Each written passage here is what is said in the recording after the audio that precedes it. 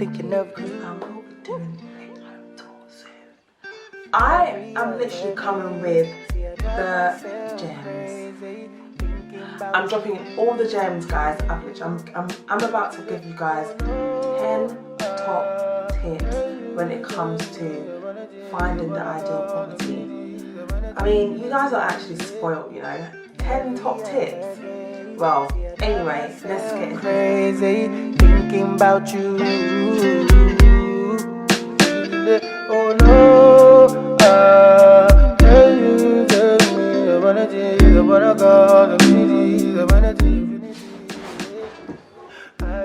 Hi everyone, welcome back to my YouTube channel. If you have not been on my channel before, I just want to say welcome to Wonder's World. This is a world where I speak about the world of social work, the world of hair and beauty, the world of money management, and all things home, interior, property, everything under that umbrella. I also try to do kind of like switch it up and do some fun videos.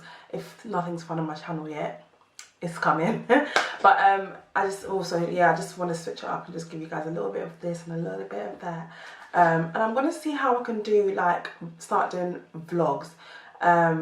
I haven't kind of like got the hang of that yet, but I think I'll give it a go. And I think I'll try to do like a quarantine vlog. Comment below and let me know if I should give it a go. And just see how it goes. And if it's okay, I'll post it. You know, you live and you learn. It might not be perfect, so I think I should just dive into it and see how it goes. So without further ado, let's get into this video. I don't really want this to be a long video, so I'm going to kind of like try to speak as quick as I can. So the first thing I would say is, let me just rewind back to my own process. So yes, the first thing I would say is accessibility. And that kind of covers a lot of things. It covers your support network, you know, family, friends. It covers, you know, the shops around you, hospitals, schools, you know, just what amenities are around you and all of that stuff. So what I did during my process, I didn't mind living at least a maximum of an hour from my mother's house. So my mother, my mummy is what I actually call her, my mummy. Anyway, yeah, from my mummy's house. And so I kind of like went through different areas and calculated from her house and what was within an hour. There were quite a few areas, and I kind of like looked at all the areas, looked at houses around the areas until I find where I live now, which, as you know, it's in Kent. And Kent is a very broad area, so you can imagine. So yeah, I did all that research, and then I found this area which I had never heard of, to be honest. And then I visited the area, and I kind of like looked at it, and I loved what I was seeing. Step number 2. Once I figured out what area this was, I kind of checked whether it's I tried to check whether it's a growth area. So step number 2, or actually tip number 2, top tip. Tip number 2 is what I meant to say. Check if it's a growth area. So I didn't want to choose a nice area that no one's trying to do anything with. You know, stuff like, there might be areas that you can Google and there's nothing going for the area. But when I Googled the area that I live in, I realised that although there isn't much things around, it's an area that is developing, and once it develops, the price will go up. So I thought about that as well. So make sure you look for a growth area. So once you figure out what area you want to live in, do a little bit of research and see if it's a growth area. Tip number 3, book a viewing. Exciting times. This is like one of the most exciting steps, booking a viewing. But you don't just book a viewing, guys. You book your viewing like in a day and whatnot, you know, look at the area, what the area is like and what have you. And also find some time to visit the area at night. That's a top tip, guys. Make sure you've seen the area in the day, you know, the estate agents and whatnot. But also see if you can travel to that area and see what the area is like at night. Because, you know, there may be hooligans chilling around, or you might spot some drug dealing going on, or you might notice, you know, that there's absolutely zero lights where you live. And you know, just make sure you visit the area at night time, please. So that's tip number 3. Tip number 4, always ask the seller why they are moving. I think sellers know that they're kind of privy to this question now. They know that people are going to ask this question. So they probably give, sometimes the answer might be genuine, but sometimes it may not be genuine. But still ask, because some sellers may not be expecting it. Ask your estate agent and also ask the seller when you do go to your viewing, if they're there. If they're not there, contact your estate agents and get them to ask the seller why they're moving. It may be that they're just moving to a bigger property, or they want to just move somewhere else with their family, or I don't know, they got bored or something. But if it's something like, oh, they're not sure about the area, oh, I don't like the area, oh, the neighbours are this, or someone might even say racism, you just never know. But always ask the reason why they're moving. Tip number 5, Google is your friend. Google the area, guys. Google the home, Google the area.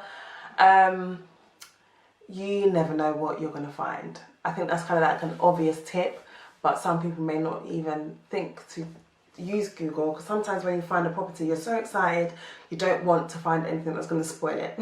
Don't be scared. Just Google the area and see what you find. Tip number 6, on that note, whilst you're Googling the area, make sure you check the crime rates in the area. Make sure you type crime rates in XYZ, just to see what the rates are.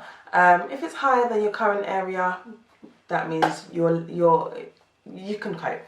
You're fine. But also look at the type of crime. It may be high in, there may be paedophiles, or it might have higher sexual rates. It might have high drug rates and whatever.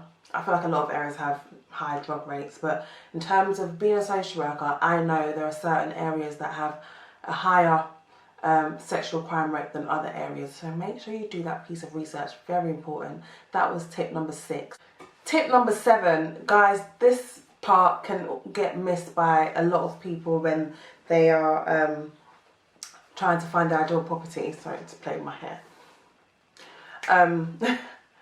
So this part can get missed by a lot of people that's trying to find their ideal property. When you find the property, so tip number 7, sorry, is to find, how do I put it? A low maintenance property. You don't want to buy a property that's decently priced and you can afford, but then it's an expensive property to run or manage. One way to find out this information, which is something that I did, is on Zoopla. I'm not sure about Rightmove, possibly Rightmove, but on Zoopla, which is where I found my property. When you scroll down to the bottom of the page, it kind of shows you the average of what the current seller pays monthly, or the current average of how much it is to maintain the property. So they kind of like tell you how much roughly what the council tax costs, roughly what gas and electric costs, roughly what the mortgage payments cost, and you kind of see the total on average amount that you're likely to pay.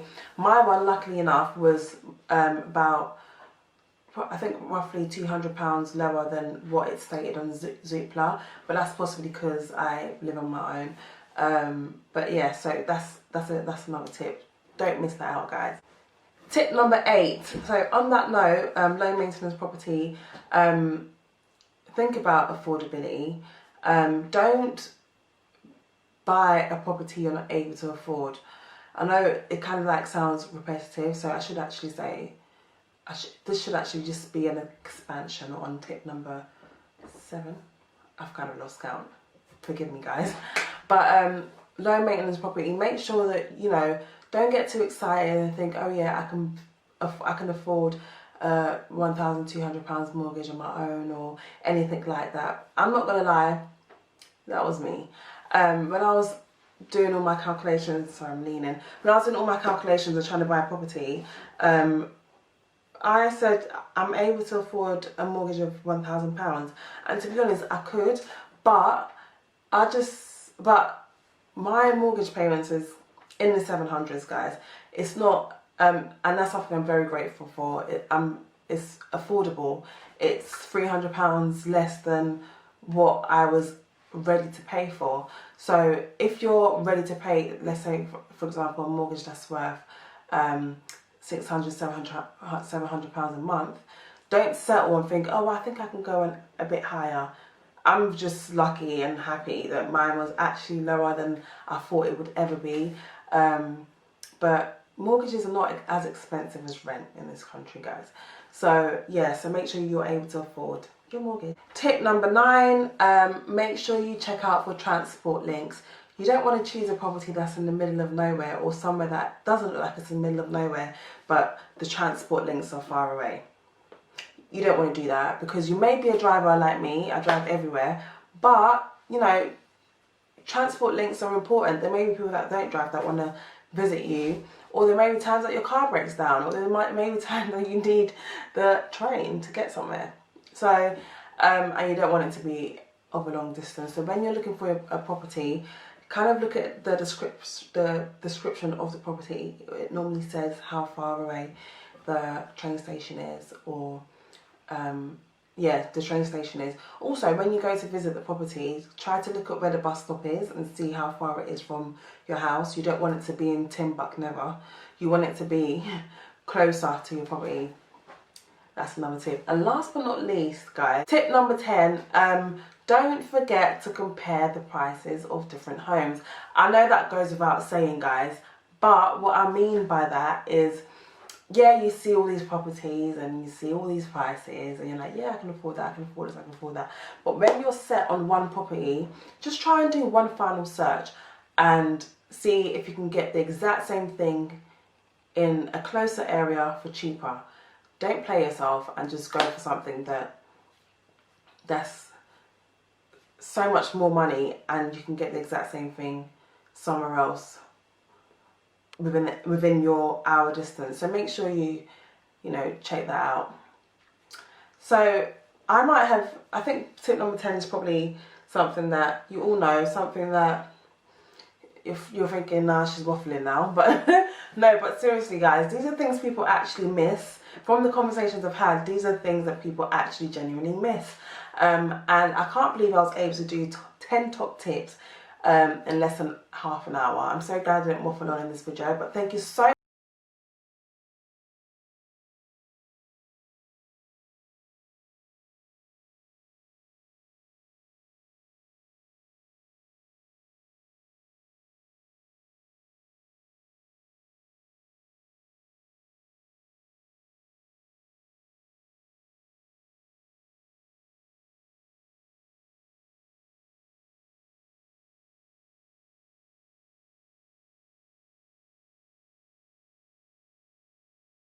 About you,